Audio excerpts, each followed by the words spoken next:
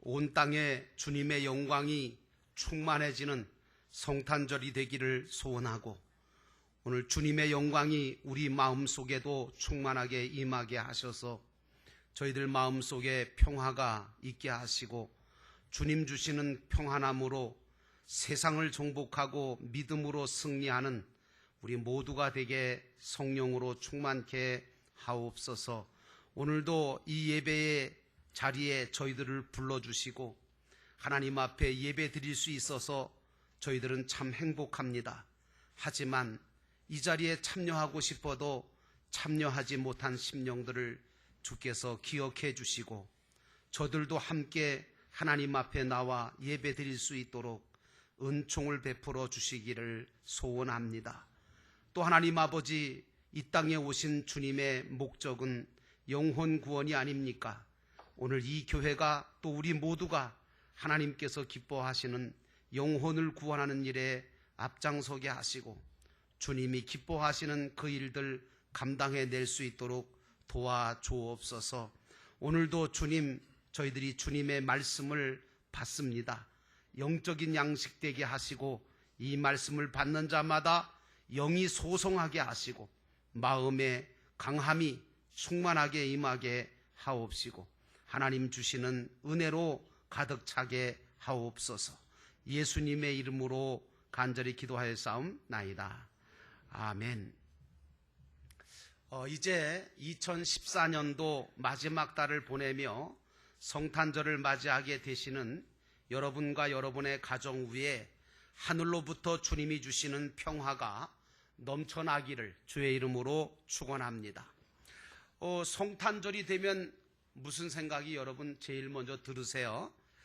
가장 크게 가장 먼저 생각되는 것은 아마 선물일 것입니다. 이 선물이라는 것은 남녀노소 누구나 다 좋아하고 주는 사람이나 받는 사람이나 모두 기뻐하는 것 중에 하나가 선물입니다. 여러분, 저와 여러분들이 왜 성탄절에 기뻐하고 좋아합니까? 그것은 하나님께서 우리 인간들을 구원하시려고 독생성자 예수 그리스도를 선물로 보내주신 것 때문에 감사하고 기뻐하는 절기가 성탄절인 줄로 믿습니다. 지난주에도 말씀을 드렸는데 기독교의 표적은 딱 하나밖에 없다고 말씀을 드렸습니다. 그러면서 기독교의 표적은 오직 예수님이 이 땅에 오시고 십자가에 죽으시고 다시 살아서 부활하셨다는 거, 이게 기독교의 완전한 큰 표적이다 라고 말씀을 드렸습니다. 그래서 저는 이번 주에 그 표적이신 예수님이 세상에 오시는 과정을 보여주시는 말씀을 통해서 저와 여러분들이 함께 은혜 받기를 원합니다. 여러분, 하나님은요, 결과도 물론 중요하게 생각하시겠지만 결과보다 하나님은 과정을 더 중요하게 여기는 거 여러분이 꼭 기억하시기를 바랍니다. 결과가 아무리 좋아도요, 그 과정이 믿음으로 한 것이 아니라면 하나님은 기뻐하지 않으십니다. 무엇보다도 우리는 모든 것들 가운데 과정 속에 믿음으로 행하는 것이 되어야 되고, 무엇보다 사랑 가운데 행하는 것이 중요하다고 믿습니다. 그리고 여러분들은 무엇을 행하시든지 하늘나라 면류관을 주실 것을 소망하는 그 소망을 가지고 소망 가운데 즐거워하며 하나님의 일들을 행하시기를 주의 이름으로 축원합니다. 오늘 우리는 예수님이 오시는 과정 속에 예수님의 모친 마리아와 요셉의 신앙은 어땠는가 라고 하는 것을 잠깐 살펴보면서 성탄절 신앙을 우리 가슴 속에 깊이 새겨넣는 시간을 갖기 원합니다. 본문의 말씀에 보니까 모친 마리아와 요셉이 정혼하고 동거하기 전에 마리아에게서 성령으로 잉태된 것이 나타났다라고 본문은 말하고 있지요. 여러분, 마리아는 아마 아주 평범한 시골 처녀였을 겁니다. 좋은 가문에서 태어났거나 아니면 족보가 좋거나 그러지 않았을 거예요. 여러분, 세상은 어떤 사람을 씁니까? 이런 사람 안 씁니다. 어느 정도 백그라운드를 가지고 있고 어느 정도 배경을 가지고 있고 그리고 스펙도 좀 많이 있어야 세상은 쓰지요. 그러나 하나님은 예수 그리스도를 믿음으로 영접하고 그 보배 피로 죄 씻음을 받고 중생하고 거듭난 사람들은 얼마든지 하나님의 뜻이 계시면 귀하게 복되게 사용되는 줄로 믿으시기를 축원합니다. 무엇보다 오늘 본문은 마리아의 신앙은 어떤 신앙이었는가? 순종과 헌신의 신앙이었다는 걸 우리에게 보여주고 있죠. 천사 가브리엘이 어느 날 찾아와서 처녀인 자기의 몸을 빌어서 성령으로 잉태시켜서 아기 예수가 태어나게 하시겠다고 그의 몸을 요구하셨을 때 사실 이거는요, 율법적으로 보면 죽음을 각오해야 하는 일이었습니다. 그런데 마리아가 오늘 주의 계집종이 오니 주의 뜻대로 사용하여 달라고 자신의 온 몸을 하나님 앞에 드렸습니다. 이게 순종이고 이게 헌신입니다. 사도 바울도 로마서 12장 1절에 우리한테 뭐라고 얘기하느냐 하면, 그러므로 형제들아 내가 하나님의 모든 자비하심으로 너희를 권하노니 너희 몸을 하나님이 기뻐하시는 거룩한 산 제물로 드리라. 이는 너희가 드릴 영적 예배니라. 이렇게 말씀해 주셨습니다. 여러분, 헌신이라는 말이 뭡니까? 헌신이라는 말은 바로 나의 몸과 마음을 주님께서 쓰시도록 내가 주님 앞에 몸과 마음을 드리는 것이 헌신인 줄로 믿습니다. 오늘도 이 시간 여러분은 헌신 예배를 드리시기를 축원합니다. 그런데 당시에는요, 시집도 가기 전에 처녀가 아이를 잉태했다? 그러면 대부분 간음한 것으로, 간통한 것으로 간주를 해서 유대인의 구인회라고 하는 재판이 있었어요. 9명이 모여서 재판하는 건데, 이 구인의 재판장에서 신명기 2장의 법을 가지고 재판을 해서 이 여자는 하나님의 율법을 어겼으므로 가차없이 돌로 쳐 죽여라 하고 그렇게 판결을 내렸던 거예요. 그래서 수많은 여자들이 그만 돌에 맞아 죽게 되었고요. 지금도 여러분 아시는 저 중동 쪽에는 아직도 이런 유전법이 살아있어서 좀 뭐 잘못되고 그러면 돌로 쳐 죽이는 역사가 일어나지요. 오늘 마리아가요, 이런 법이 있다는 걸 모를 리가 없잖아요. 그런데 내가 그 수치와 그 고통을 당하고 죽을지라도 주님의 뜻이 내 몸에서 나에게서 이루어질 수 있다면 나는 그것을 모두 받아들이겠다고 하는 절대 신앙을 가지고 있었던 것이 바로 마리아였던 거예요. 성경 속에도 그런 신앙을 가졌던 신앙 사람들이 있는데, 여러분 아시는 다니엘이라고 하는 사람과 세 친구들도 그런 신앙을 가졌고요. 에스더라든가 루시라든가 바울 사도 같은 분도 이런 신앙을 소유했던 분입니다. 여러분, 생명의 삶 공부를 하신 분들은 압니다만은 생명의 삶 공부 속에 그리스도인의 헌신이라고 하는 과목이 나오는데, 거기에 보면 헌신에 대해서 이야기하는 것이 뭐냐면, 우리 모두는, 저와 여러분 모두는 사실은 하나님께서 쓰실 만한 그릇이 못되고 부족하기가 이루 말할 데가 없다는 거예요. 그런데도 우리가 하나님 앞에 하나님 내 자신을 써주세요 하고 내 자신을 써달라고 우리 몸과 마음을 하나님 앞에 드리면 하나님은 아주 기뻐하시면서 우리를 들어서 쓰시겠다는 내용이 나옵니다. 여러분, 오늘 마리아는 세상적으로 보면 별 볼 일 없는 연약한 여인이었습니다. 그런데 이 여인이 주님이 쓰시도록 자기 자신의 몸을 주님 앞에 드리니까 그 몸을 통해서 그 존귀하신 독생성자 예수 그리스도께서 탄생하신 거 아닙니까? 그러니까 오늘날 마리아의 신앙이 모든 사람에게 지금 칭송을 받는 신앙이 되었던 것입니다. 여러분의 신앙도 마리아의 신앙처럼 그런 신앙 되시기를 주의 이름으로 축원합니다. 그런데 이 마리아의 신앙도 대단하지만 사실은 요셉의 신앙도 거기에 못지않게 순결하고 진실하고 대단했어요. 여러분, 요셉과 마리아는 한 동네에서 태어나서 아마 함께 자랐던 것 같아요. 그런데 양가 부모님들께서 세상에 태어나기 전이나 아니면 아주 어렸을 적에 이 아이들이 자라나면 우리 결혼시킵시다 하고 아마 결혼을 약속한 정원을 해놓은 사이였던 것 같아요. 그러므로 요셉과 마리아는 어려서부터 커갈 때, 장성할 때까지 변함없이 서로를 바라보면서 서로 신뢰하고 서로 사랑을 쌓아가는 사이였을 것이라고 짐작할 수 있습니다. 하지만 유대법에서는요, 결혼하기 전에는 남녀가 손도 못 잡게 되어 있었는데, 여러분, 그래서 결혼하기 전에는 유대법에는 남녀가 손을 못 잡게 되어 있었어요. 그래서 마음으로만 서로 사랑하고 서로 지켜주고 있었던 거예요. 요즘 젊은 사람한테 그러라 그러면 펄쩍 뛰겠죠? 네. 여러분, 우리 기독교인들이 가져야 될 진정한 사랑이 뭔지 아세요? 그것은 서로가 서로를 지켜주고 서로의 부족함을 채워주는 진정한 사랑을 우리 기독교인들은 가지고 살아가야 될 줄로 믿습니다.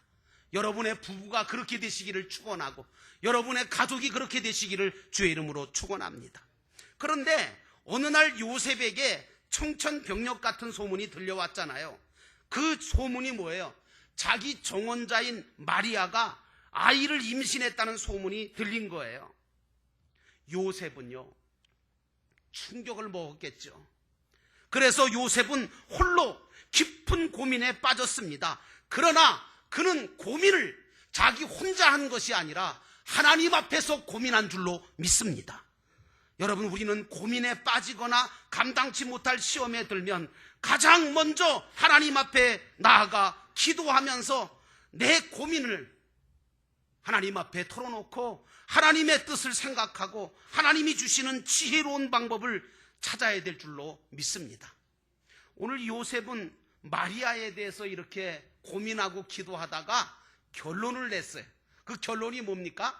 가만히 끊는 거예요. 여러분, 만약에 이런 일이 내가 그 여자하고 아무 관계도 하지 않았는데 그 여자가 아이를 가졌다고 합시다. 그러면 보통 사람 같으면 고발을 하거나 떠들어대겠죠.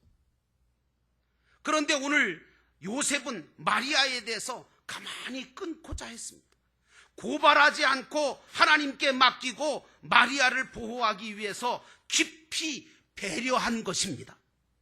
보통 사람들 같으면 분노하겠죠. 그럴 수가 있느냐고 하면서 떠벌리겠죠. 그리고 비방할 테죠. 그런데 요셉은 의롭고 믿음 있는 사람인지라 모든 잘못을 자기 자신에게서 찾지 남에게서 찾으려고 하지 않는 거예요. 여러분, 성숙한 신앙인들은요, 잘못을 자기에게서 찾지 다른 사람에게서 찾지 않습니다.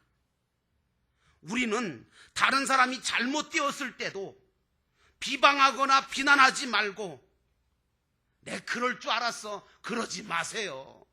오히려 내가 저 사람을 위해서 기도해 주지 못하고 내가 저 사람에게 평소에 더 사랑을 갖지 못하고 지켜주지 못해서 저렇게 된 것을 안타까워하면서 내 자신의 잘못을 깨닫고 더 사랑하고 더 이해하고 더 기도하고 더 배려하는 진정한 성숙한 믿음의 사람들이 되시기를 주의 이름으로 축원합니다. 의로운 믿음의 사람은요, 모든 잘못을 자기 자신에게서 찾지 다른 사람에서 찾지 않습니다.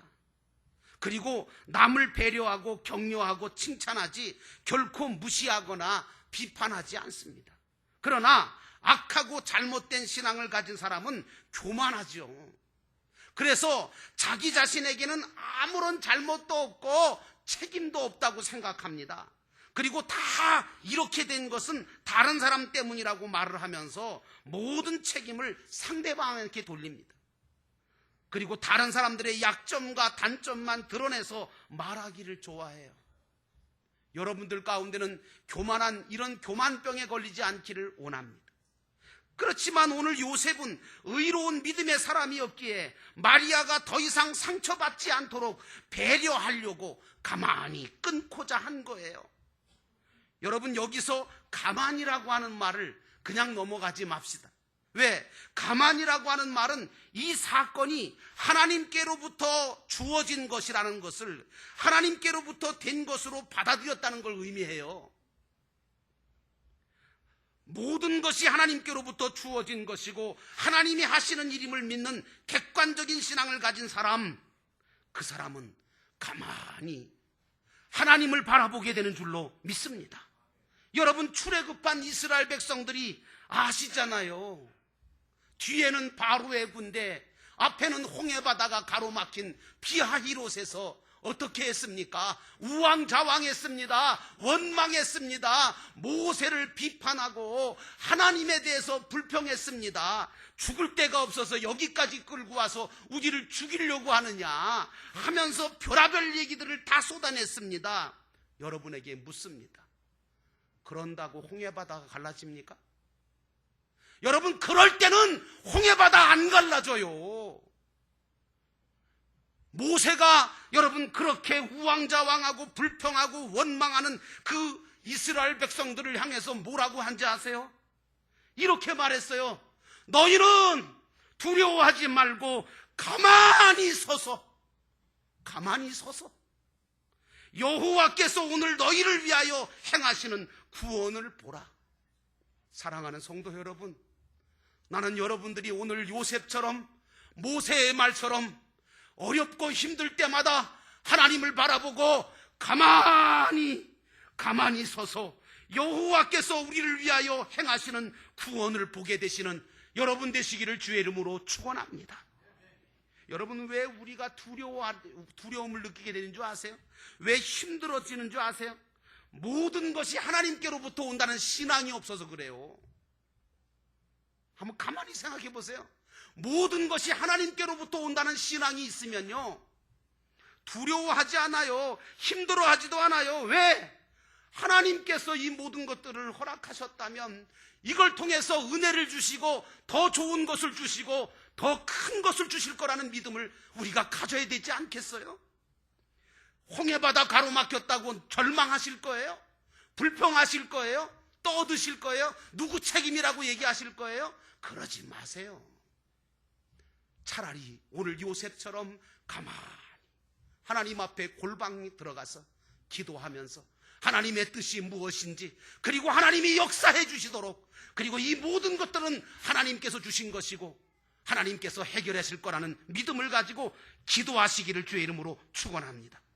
그러므로 내가 주님을 의지하지 않고 내 스스로 모든 것을 내 뜻대로 해보려고 하는 그런 사람들은, 그 욕심 있는 마음 때문에 사람들은 두려워지는 거예요. 오늘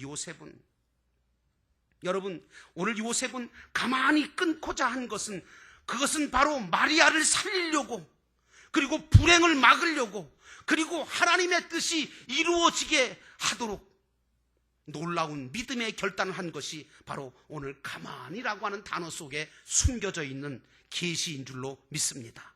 나는 여러분들이 이런 성탄절 신앙을 가지시기를 주의 이름으로 축원합니다. 이 신앙을 우리 속에 가질 때 비로소 예수가 우리 안에 탄생하시고 우리 삶 속에 주님이 찾아오시고 역사하시는 겁니다. 그런 신앙을 가졌던 요셉에게 가만히 하나님의 뜻을 받아들여서 가만히 조용히 그 모든 문제를 해결하려고 했던 그 신앙을 가졌던 요셉에게 주의 사자가 나타납니다. 그리고 그에게, 마리아에게 잉태된 아기는 성령으로 잉태된 아기라고 하는 사실을 알려주고, 마리아는 변함없이 내 아내가 될 사람이니까 그녀를 데리고 오라고 말합니다. 이게 말이 됩니까?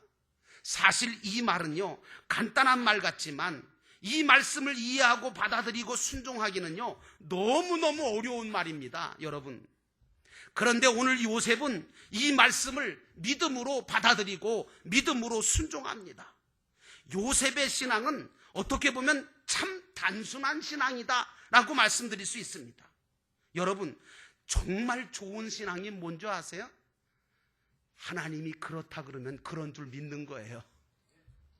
예수님이 그렇다 그러면 그런 줄 아셔야 돼요. 그게 좋은 믿음이에요.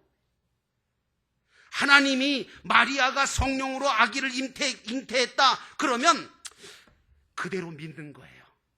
마리아가 처녀라 그러면 그게 왜 처녀입니까? 라고 얘기하지 말고 처녀라고 그 말씀대로 그 말씀 그대로 믿는 거예요.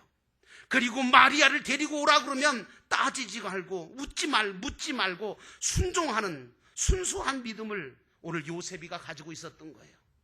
이 신앙은 어디서부터 왔을까요? 이 신앙은 바로 믿음의 조상 아브라함의 신앙에서부터 출발된 믿음인 줄로 믿습니다. 아브라함이 그랬거든요. 가라 그러니까 뭐 왜 가야 되느냐 얘기 한마디 없잖아요.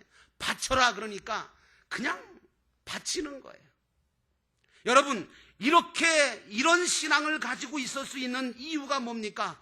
하나님이 어떤 분이신지를 알아야 돼요. 믿어야 돼요. 하나님이 어떤 분인지 알고 믿는 사람만 이렇게 행할 수 있는 믿음이 있는 거예요. 오늘 저와 여러분에게도 하나님의 말씀을 그대로 믿고 받아들여서 순종할 수 있는 성탄절 신앙이 이번 성탄절에 여러분의 마음속에 생겨나기를 주의 이름으로 축원합니다. 하나님의 사자가 요셉에게 태어날 아기에 대해서 두 가지 중요한 사실을 전해 주었습니다. 오늘 주보의 제목이 예수님이 오신 이유라고 제목을 정했는데 바로 그겁니다. 예수님이 오신 중요한 이유 두 가지를 오늘 하나님의 사자가 요셉에게 전해준 겁니다. 첫째는 뭡니까? 마리아를 통해서 낳을 아들이 예수인데 그가 바로 자기 백성을 저희 죄에서 구원할 자라라고 말씀하고 있습니다. 21절이죠. 그렇습니다. 동정녀 마리아에게서 태어난 예수 그리스도는 바로 우리 죄를 사하고 구하실 독생자고 하나님이십니다. 오직 인간의 죄는 하나님만이 사하시고 구원할 수 있는데 인간의 육신을 입고 이 땅에 오신 예수님이 바로 하나님이셨기에 우리 죄를 사하고 구원하셨던 것입니다. 그러므로 사랑하는 성도 여러분, 여러분들의 마음속에 예수 그리스도가 하나님이심을 믿는 그리고 고백하는 신앙이 생기시기를 축원합니다. 우리 기독자들은 예수가 하나님이심을 확실하게 믿고 받아들이고 그리고 그 육신을 입고 오신 하나님 예수 그리스도를 마음속에 모시고 그 예수 그리스도를 믿음으로 말미암아 구원의 복된 자가 되어야 될 줄로 믿습니다. 두 번째로 오늘 천사는 마리아가 낳을 예수가 바로 임마누엘 하나님이다 라고 말하고 있습니다. 여러분, 성탄절의 기쁨은 하나님이 우리와 영원히 함께 하시려고 이 땅에 오셨다는 거거든요. 본문 23절에 보면 보라 처녀가 잉태하여 아들을 낳을 것이요 그 이름을 임마누엘이라 하리라 하셨는데 이 말씀은 700년 전에 이사야 선지자라고 하는 분을 통해서 이사야 7장 14절에 예언된 말씀입니다. 그런데 여러분 그거 아세요? 묘하게도 예수라고 하는 그 이름이요 히브리어로 바꾸어서 하면 임마누엘입니다. 그러니까 예수라는 이름 자체가 임마누엘이에요. 그런 뜻이에요. 또 임마누엘이라고 하는 말을 번역하면 하나님이 우리와 함께 계시다는 뜻 아닙니까? 예수님은 죽으셨다가 부활하시고 승천하셔서 하늘나라로 쑥 가버리신 분이 아니라 다시금 오순절 마가의 다락방으로 성령으로 오셔서 임마누엘 하시며 우리와 영원토록 함께 하시는 분이 우리 주님이신 줄로 믿습니다. 이 성령을 의지할 때 우리가 가는 곳마다 주님은 함께 하시고 우리가 하는 일마다 주님은 도우시며 우리와 언제 어디서나 항상 함께 해주시고 역사해 주시는 분이 우리 주님이시고 임마누엘 주님이신 줄로 믿습니다. 예수님이 육신으로 세상에 계실 때 뭐라고 말씀하셨습니까? 제자들에게 내가 세상 끝날까지 너희와 함께 하겠다 이미 말씀하셨는데 그게 바로 임마누엘입니다. 여러분은 이 성탄절에 임마누엘의 신앙을 가지시기를 축원합니다. 이 임마누엘의 은혜를 깨달은 사람은 죽음의 순간에도 죽음을 두려워하지 않습니다. 왜? 주님이 나와 함께 하심을 믿기 때문입니다. 그리고 때때로 외롭고 슬프고 힘들 때도 주님이 나를 전혀 떠나지 아니하시고 함께 해주신다는 그 사실 때문에 여러분들은 마음에 평안함이 있고 기쁨을 얻게 되기를 주의 이름으로 축원합니다. 이것이 바로 예수님이 이 땅에 오신 이유 두 가지입니다. 예수님은 우리의 죄를 용서하라고 사하시려고 오셨고, 우리와 세상 끝날까지 함께 하시려고 임마누엘 하시려고 오신 분이십니다. 이번 성탄절이 여러분에게 분명하게 은혜가 되고 축복이 되는 믿음의 성탄절 되시기를 주의 이름으로 축원합니다. 기도하시겠습니다. 우리 함께 기도하실 때 주님께서 이 땅에 오신 것 참 감사합니다. 평강의 주님께서 오셔서 오늘 저희들에게 평안을 주시고 위로를 주시고 새 소망을 주시고 하늘의 소망으로 살아가게 하시는 하나님의 은혜를 감사합니다. 오늘도 이 성탄절의 신앙을 가지고 요셉과 마리아 같이 우리의 믿음을 헌신하고 또 순종하는 믿음 갖게 하옵소서. 잠깐 동안 우리 함께 기도하겠습니다.